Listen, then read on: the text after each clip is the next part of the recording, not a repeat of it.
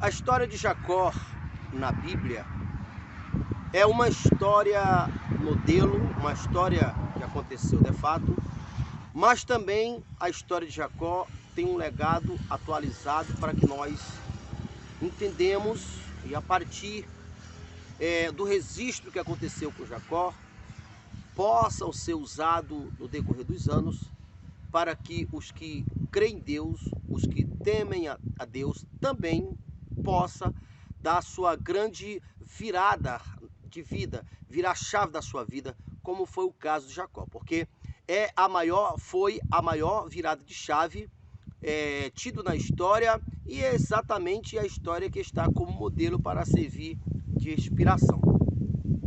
Primeiramente, vamos estar enfatizando, mostrando, apresentando Jacó como o usurpador, aquele que engana. Uma pessoa que usurpa, obviamente, ele não tem fé, ele não tem confiança que ele não precisa tirar dos outros para se dar bem. Ele não vai fazer porque ele tem fé, ele tem confiança.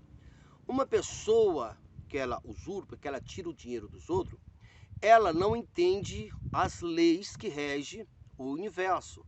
Dentre as leis, a lei da semeadura, porque cada um de nós colhemos aquilo que nós semeamos. E também, quem usurpa não entende a lei da correspondência, por exemplo. Então, assim, era Jacó. Ele era um usurpador e ele recebeu a bênção da primogenitura de uma forma ilícita, enganando seu pai, se passando pelo seu irmão. Então, só voltando um pouco, essa primogenitura, essa bênção, era o herdeiro das promessas que Deus tinha prometido para Abraão, porque Deus prometeu para Abraão ser contra todos que eram contra Abraão, e a partir de Abraão, todas as famílias da terra seriam benditas, e a primeira de todas era Abraão. Abraão tinha de Deus a proteção de Deus e a provisão para tudo que ele precisasse durante toda a sua história e os seus descendentes. Isaac, que era o pai de Jacó, já era o filho do herdeiro da bênção, já era o filho daqueles que recebeu a bênção, no caso de Abraão. Então Jacó era a terceira geração, no caso o neto. Então, uma vez que Jacó usurpou a bênção da primogenitura, por causa desse roubo, ele passou a ser ameaçado de morte, que por causa disto ele teve que fugir para a casa do seu tio, um homem chamado Labão.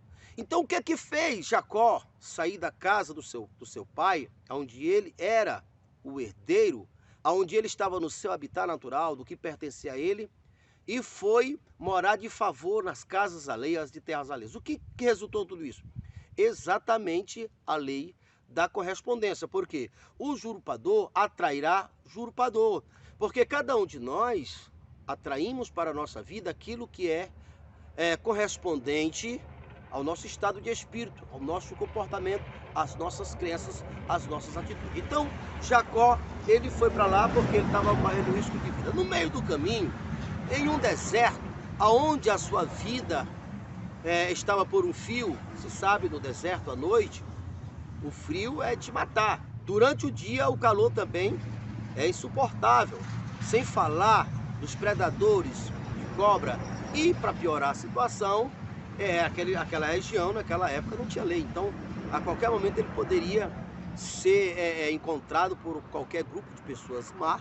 Ele poderia até ser levado como escravo, que foi o caso do filho dele, José.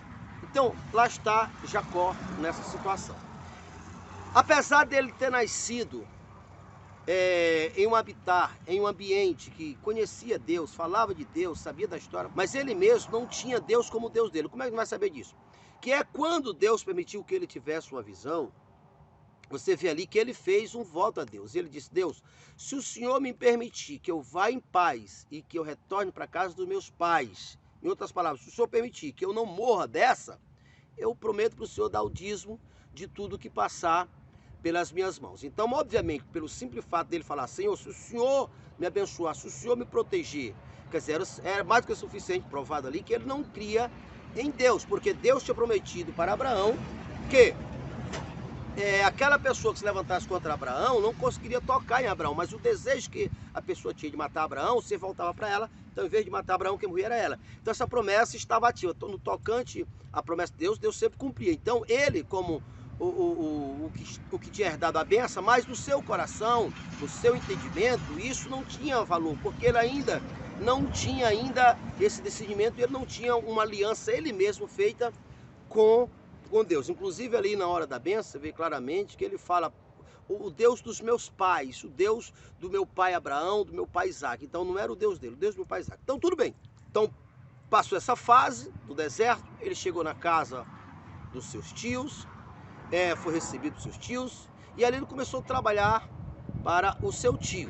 E na medida que ele começou a trabalhar, ele percebeu que o tio dele era tão enganador quanto ele. E aí ele fez um contrato com o tio dele, Labão, de trabalhar 7 anos por uma das filhas dele, do Labão. Foi acertado. Só que no final dos 7 anos de trabalho, o Labão, o tio, não deu a filha, deu foi outra.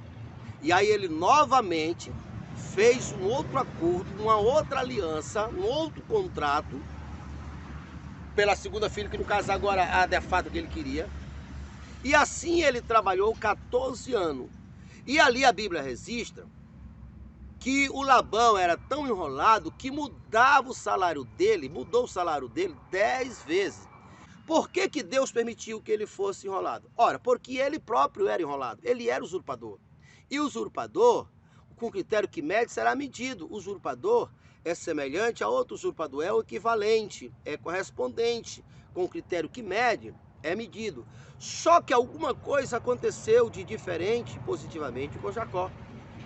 De repente, do nada, depois de 20 anos, ele estava trabalhando, já estava com seus 40 anos, mais ou menos, 4 mulheres, 12 filhos e muita pobreza. Era a realidade dele. De repente, ele procurou o sogro dele e disse: eu vim aqui para fazer com você novamente um acordo. Olha, você já mudou meu salário 10 vezes. E você sabe que nesses anos todos, só você enricou. E eu continuo pobre. E ele já foi avisando. E se você não aceitar, eu vou embora. Então, como obviamente ele tinha trabalhado esses anos todos, para o Labão tinha sido bom, mas para ele não tinha sido muito bom, porque ele tinha trabalhado de graça.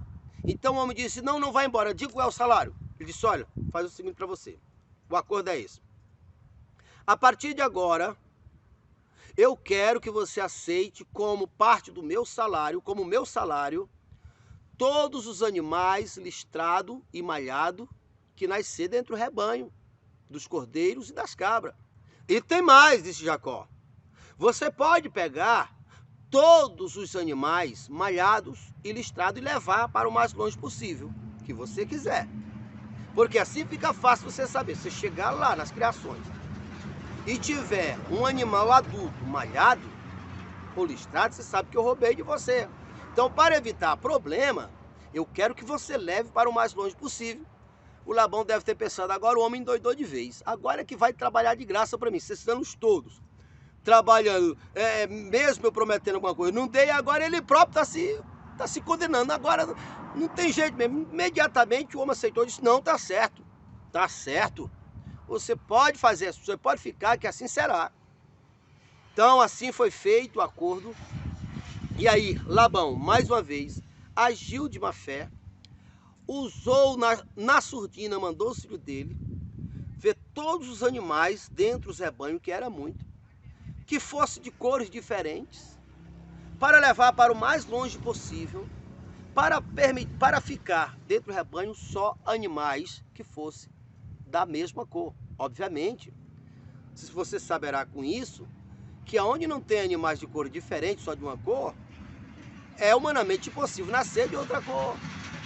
E assim sendo, Labão estava tirando qualquer chance de nascer animais de cores trocadas, de cor diferente, malhado. E assim Jacó estava condenado a trabalhar para o resto da vida, o resto da sua vida para ele, de graça. E assim fez. Muito bem. Só que o algo diferente que eu estou falando que aconteceu com Jacó, que aconteceu, foi a consciência dele tinha sido modificada em relação a Deus. Ele tinha deixado de estar naquele pacto antigo a partir através dos pais dele, e sim através dele mesmo. Pode ter certeza. A consciência de quem ele, Jacó, era, e o que de fato representa ser herdeiro da bênção, tinha saído da história e estava no seu coração. A sua mentalidade mudou, o seu entendimento mudou. E você vê isso claramente, que quando Labão levou o seu rebanho para o mais longe possível, você lê lá na Bíblia, ali em Gênesis 30, Jacó foi até as colinas, pegou várias madeiras finas, madeiras de cores diferentes, e ainda pegou, tirou a casca de uma parte delas, deixando outra parte com casca, e fez cercas lá aonde os animais iam beber. E além disso, Jacó, todos os dias ia para lá. Ele ficava lá, botava os animais para ver, e ele mesmo ficava vendo. A Bíblia não resiste, mas eu tenho certeza, absolutamente certeza, que ele falava. E ele deve ter falado mais ou menos assim: nasce animais listrado e malhado, nasce animais listrado e malhado, nasce animais listrado e malhado. Por quê? Porque quando ele foi até as colinas que pegou aquelas varas, é porque ele tinha tido essa visão. Essa é uma visão de uma das leis eternas de Deus, a lei da visualização. E essa lei é a lei primária. Tudo para fazer parte do nosso homem interior, para fazer parte de nossas crenças, primeiro tem que passar pela nossa visão. Então ele teve uma visão real de quem é Deus. E ele, a partir desse momento, usou a lei a favor dele, a lei da visualização. Então, quando ele pegou aquelas varas que colocou de frente ao rebanho, que começou a falar, o interior dele se encheu tanto com aquilo, você vê lá, ele sonhou. Ele sonhou que os animais que cruzavam à noite, lá, os animais que cruzavam ali de frente, o bebedouro onde ele colocaram as varas, eram animais listrados. Aquele sonho foi um reflexo do que estava no seu interior. Então entenda o que aconteceu aqui.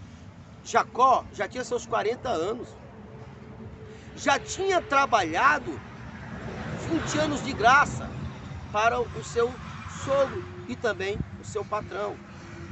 E assim como o seu patrão era enrolado, era enganador, ele também era. Igual a maioria das pessoas de hoje, não entenderam isto. Não entenderam que o seu sucesso nem vem de terceiro e nem terceiro pode impedir o seu sucesso. Então, quando Jacó se converteu, quando Jacó entendeu e assumiu a benção, ele entendeu que a benção vinha de dentro dele. Porque ele, ao pegar, ao crer nas bênçãos, como Paulo disse, as bênçãos estão nas regiões celestiais. Mas essas bênçãos que estão nas regiões celestiais, elas precisam vir para dentro de mim como uma imagem, como uma crença. Foi o que Jacó fez. Aí você pode dizer assim, mas Efésio, primeiro, aonde está escrito a respeito que Deus já nos abençoou com toda essa sorte de bênçãos, não tinha escrito, mas já existia. Porque é só você ler lá. Porque bendito Deus e Pai do nosso Senhor e Salvador Jesus Cristo, o qual já nos abençoou com toda essa sorte de bênçãos desde a fundação do mundo. Então a história de Jacó é depois da fundação do mundo. Então as bênçãos já existiam lá. Então quando Jacó teve a mudança de chave, ele entendeu. Ele não culpou mais o sogro, que também não enganou o sogro. E agora o poder de Deus, a força de Deus não permitia mais o sogro tirar dele, até porque o sogro não podia tirar. Foi por isso que Jesus disse, guarda o teu tesouro onde o ladrão não pode roubar. Esse lugar é o coração, o entendimento, é a fé. Então quando Jacó estava ali, liberando palavra e crendo, aquelas bênçãos que resultou em nascer animais malhados e listrados, veio de dentro dele. Assim também é contigo, criatura. A tua riqueza está dentro de você. Aí dentro de você tem uma fonte inesgotável de riqueza, você que não tinha parado para ver. Era o que estava acontecendo com Jacó. Foi isso que aconteceu com Jacó. Jacó deu a virada de chave porque ele entendeu. Aí você vai ler a continuação ali, a conclusão, está escrito assim: e Jacó ficou riquíssimo. Se Jacó ficou riquíssimo, você poderá ficar riquíssimo também.